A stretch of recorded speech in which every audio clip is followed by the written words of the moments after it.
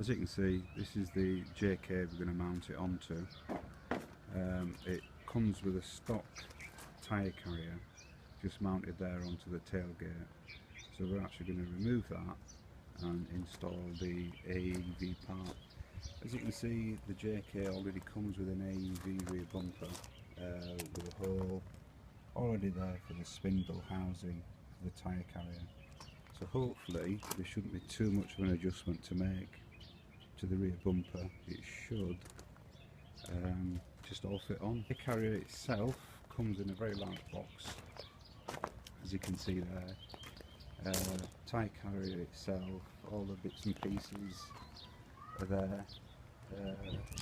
I actually printed off the instruction manuals from their website, which I'm quite glad I did, because that is now in colour, whereas the supplied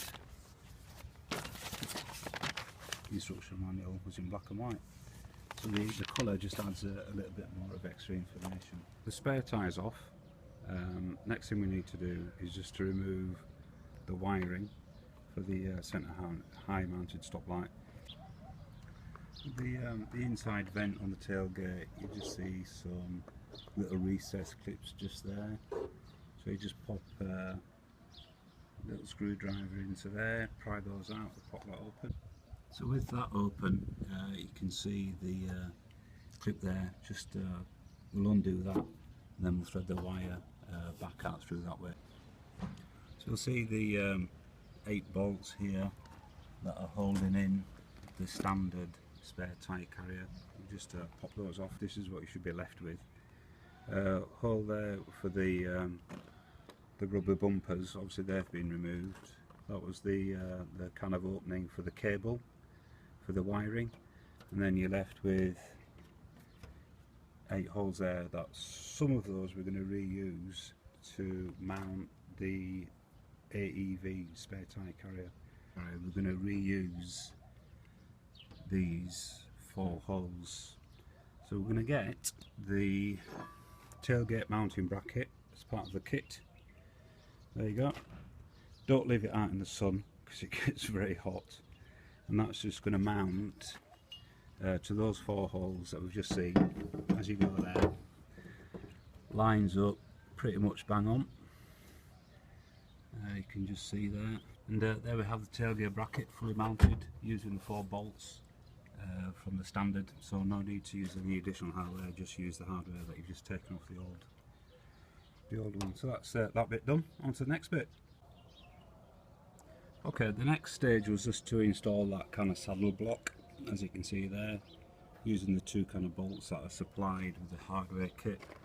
So the instruction manuals tell you just to adjust that to the kind of middle setting for now, and just hand tighten them down until we install the other bits of the hardware. Next stage is going to kind of leave that bit alone for now. I'm going to then concentrate on the spindle kind of bracket, which is there just sitting on the bumper itself. Now, because this is already an AEV bumper, I'm suspecting there should be minimal kind of tinkering with the bumper itself. If you're installing onto a stock bumper, you'd have to completely remove that and drill that kind of hole through with a template provided. But as this is already AEV bumper, we'll see if we can just kind of mount this kind of bracket here and see if we can just install it just round about there, as you can just make out. That might mean just removing this part of the bumper.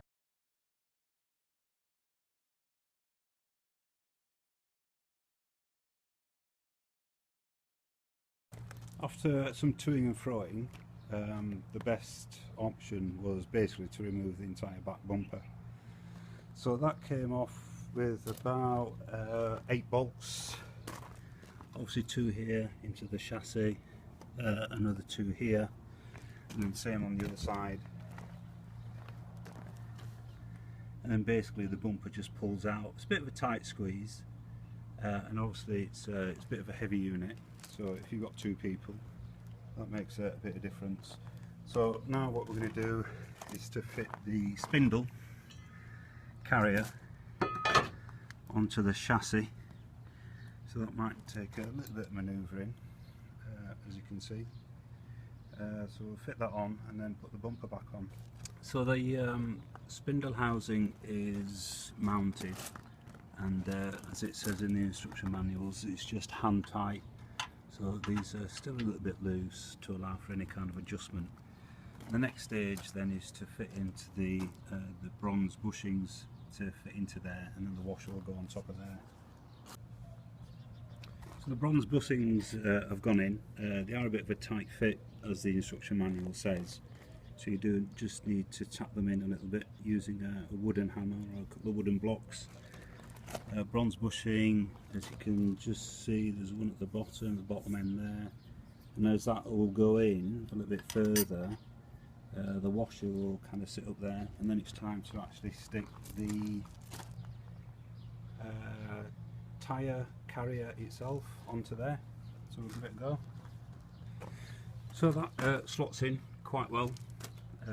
Just a little bit of jiggling around allows you to drop that quite in, and so it's starting to take shape now. There you see the actual tyre carrier itself. So we'll just tighten that up, make sure the fittings are correct, and then we'll put the back bumper back on. So picking up from the installation, this is the obviously chassis. Now what I've had to do is to drill another hole into here, which will take this new kind of mounting bracket there. The old one won't fit because this new one aligns up with the housing of the spindle. So where are we? There you go, that should line up quite nicely. All fits into there. Now one quick mention is these are the holes for the spindle housing. I've had to enlarge those because the bolts that came with my rear bumper were too big to fit into these respective holes here. So now all I'm going to do is kind of remount the whole of the rear bumper assembly, but just attach it very loosely, and then we'll install the rest of the tyre carrier. Okay, rear bumper's back on. Spindle housing, as you can see, is right with a little bit of manoeuvring. Bumper's back on, and managed to take this off. The thing is with this one, all the nuts have had to be kind of disconnected, and also around to the bracket at the back. That was just in order to manoeuvre it. So this is literally just sitting there loosely, but at least everything's in place. And what we can do now is then to reinstall all of the nuts and the bolts loosely, hand tight, so the bumper's fixed in one position. And then what we'll do is we'll reattach the actual tyre carrier and finish off the attachments on the tailgate itself. Next on the item then was to attach the actual tyre carrier itself, the bit that houses the tyre, onto the carrier. So there's two bolts, one at the back here that just threads through, and this is what's called the anti-vibration screw. So they're still hand tight at the moment. We'll tighten those down very shortly. At the moment it's just putting it all on, making sure it's all looking and fitting nice and neat. The next thing to install then is this linkage system that you can see here, and basically what this does is it connects the arm of the actual tyre carrier to the tailgate itself.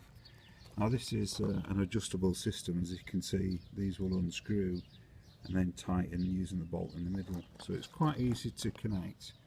Basically a bolt that goes up through here, a couple of washers, attaches at the top, and obviously you do that till it's tight, and the same at this end, bolt up through the bottom, nut at the top. Now when you attach it, you kind of want it as long as possible, just so it's easy to attach the two parts. Once it's on, that's where you need to adjust it, and what you need to do is to tighten up these two ends. And the reason you tighten it is to make sure that the saddle block here and the arm of the carrier has no gap in between. As you can see there, pretty flush there, no daylight coming through, so it's a very tight fit. And you want it like that in order to make sure that when you're driving, this thing doesn't move and therefore causing the whole thing to rattle. Now, last thing to mention is this mount actually needs to come out a little bit. So once that's out, that'll give the space for the tyre to be mounted, and it gives a bit of kind of space for the tyre to sit. And there we have the finished product. The tyre's back on, so you can just see. I'll just give you a quick side-on view. So supported, looks quite straight. Okay with that. And as we were saying earlier, no gap between the saddle block and the arm of the carrier. Linkage system all tightened up. You do have a couple of pre-drilled holes here in case you want to add some extra lighting. Obviously we've lost the centre harm mounted stop light. AEV do a replacement kit, but I've not got round to fitting that yet. And there's the carrier itself sitting into the spindle. So obviously all the bumper bolts are all now fully tightened up, everything's in place. There we have it, finished installed product. So the rest of the Jeep, just to give you a quick walk round. There you go, 2-door JK Jeep Wrangler, 2007.